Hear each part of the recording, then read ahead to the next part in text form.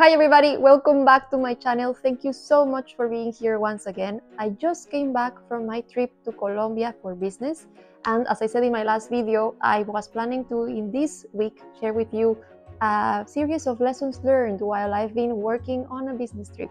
Number one, the importance of planning and double checking. In my first business trip when I went to Lima, I missed on checking that my layover was so long because I was traveling from Brussels to Madrid, from Madrid to Lima. My layover in Madrid was quite extensive. So by the time I was actually boarding and reaching to Lima, instead of arriving on the Sunday right before the work week started, I arrived at 5 a.m. on Monday, which was very stressful and very time-consuming, energy-consuming, and I still made it to the first meeting, but it was without sufficient rest. Traveling for work is a big responsibility. It's very rewarding, but it has a lot of responsibility to cover and a lot of work to do. So you want to make sure that you reduce as much of the stress factors that you can have, and one of those is ensuring that you arrive smoothly with sufficient time to rest before the week starts. Point number two, pack smart. Pack smart, but not too smart. Why am I saying that? Because when I was on my second business trip, I figured that I did not want to carry carry-on. I only wanted to check my suitcase, get my backpack with my laptop, my personal bag, and that's it. And what happened was that when I reached Bogota, El Dorado airport, my suitcase did not arrive, and it was also a Sunday. The big problem was that I did not have now my clothes with me, and in this particular trip, the next day, I was again going to the airport to travel from Bogota to Medellin, and it was something that there was nothing to do about it. So I had to go with my same clothes on the next day to Medellin to my meeting. And thankfully, I was with a customer that knew me from before. I very naturally explained what had happened.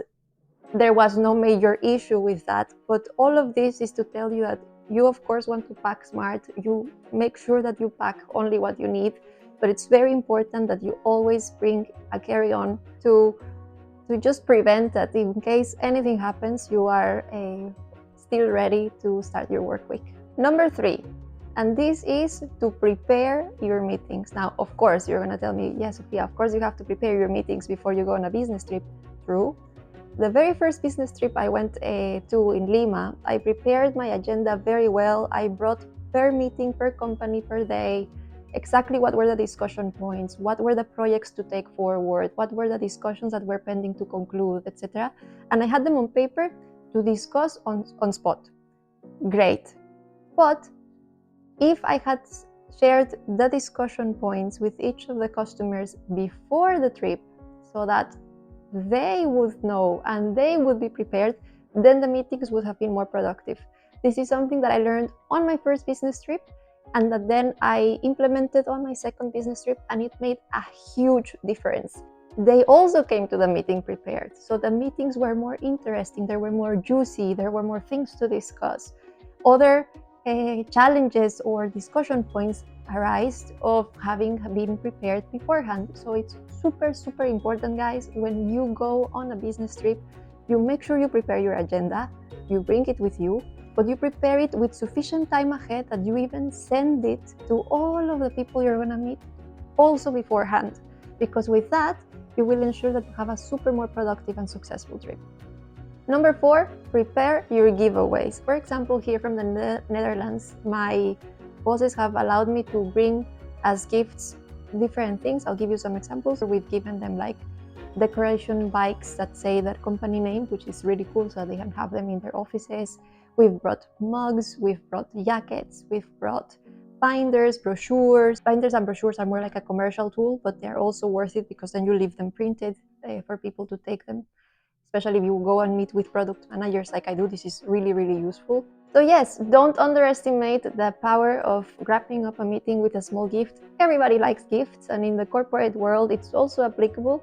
So make sure that you, if your companies are not already encouraging you to bring some giveaways that you plan, it's a very nice idea that you go and propose to your management the possibility of bringing some gifts. Of course, it implies another suitcase, as I said, etc. But it will really make a difference. People will remember you, and it'll be a way to keep the doors open for the next times.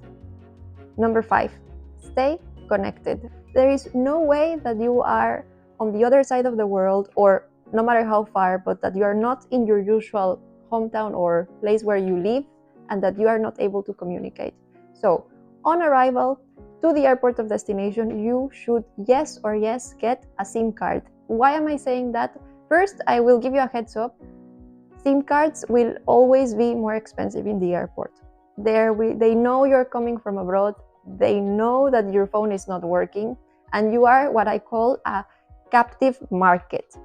So they will take advantage of that. They will not sell you the fair price SIM cards, for sure. Now, putting that aside, it's super important that regardless of that, no matter how much more expensive they can be, it will also not be a huge amount.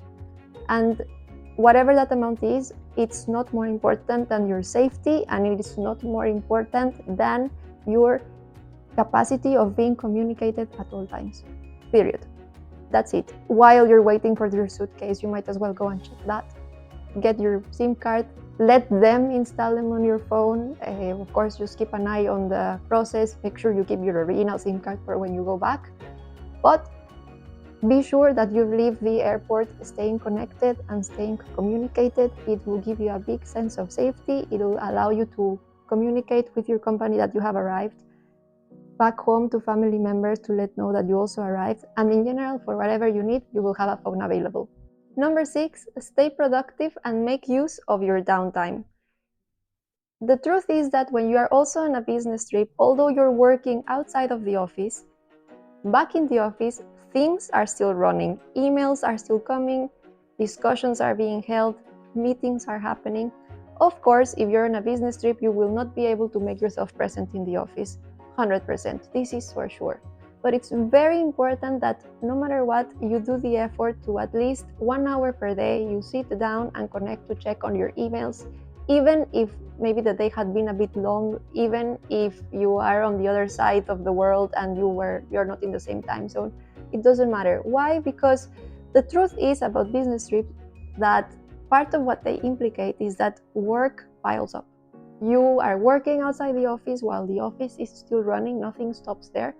So for your own workload management, it's a very good idea and very advisable, at least in my opinion, that you do efforts to scan your emails every day, at least for an hour. Another way that I have discovered to make use of the downtime is when I stay stuck in traffic. When I have traveled to huge cities like Bogota and Lima, it is not unusual that from one destination to the next, I easily take on an Uber or a taxi drive at least 1 hour, 1 hour and a half. For example, I have used these trips that last 45 minutes to 1 hour to summarize the meetings I just had. I open my laptop in the car, I start to type what we discussed in the previous meeting, some highlights that I just don't want to forget. So guys, it's very advisable that you stay productive.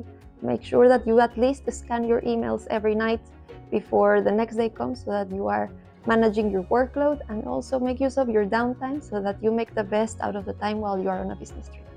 Number 7, networking and staying connected. What is also very important is that you ensure that you will be able to network and stay connected, and I do that by ensuring that I always come with a good amount of business cards. And this is important not only because you will ensure that people remember you and that they have your contact details, but also most of the time when you give a business card, people give you one as well, and this is crucial because sometimes you are wanting to draft a summary of a meeting and you say, this person, this man or this woman, what was their role, what was their position, and if they gave you a business card, you will be relieved that you know that in the business card all of their details, email, position, and full name are written.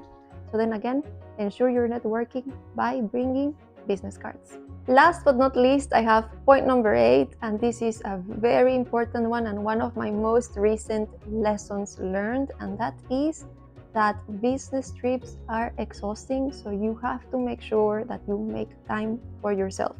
I highly advise that you make sure that you have time in the evenings to unwind And also, if you're traveling to a destination of interest where you would like to spend some time for yourself right after the trip, please feel free to ask for those days off so that you can go and explore the city or the country that you are arriving in. As long as you know that the days that you stay for yourself are under your own expense, just make sure that you take advantage of this big opportunity of a flight that it's already arranged, that you're anyway going to use, and it just depends on you daring to say that you want to stay some more days for your own with that same flight. And it's something that I really advise, that you don't let go the chance, and that every time you go on a business trip, you take some days for yourself.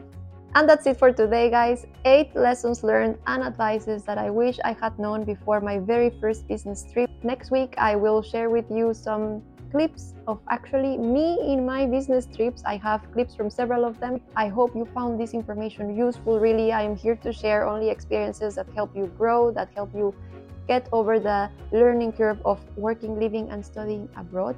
And before I repeat myself further, thank you. See you next time.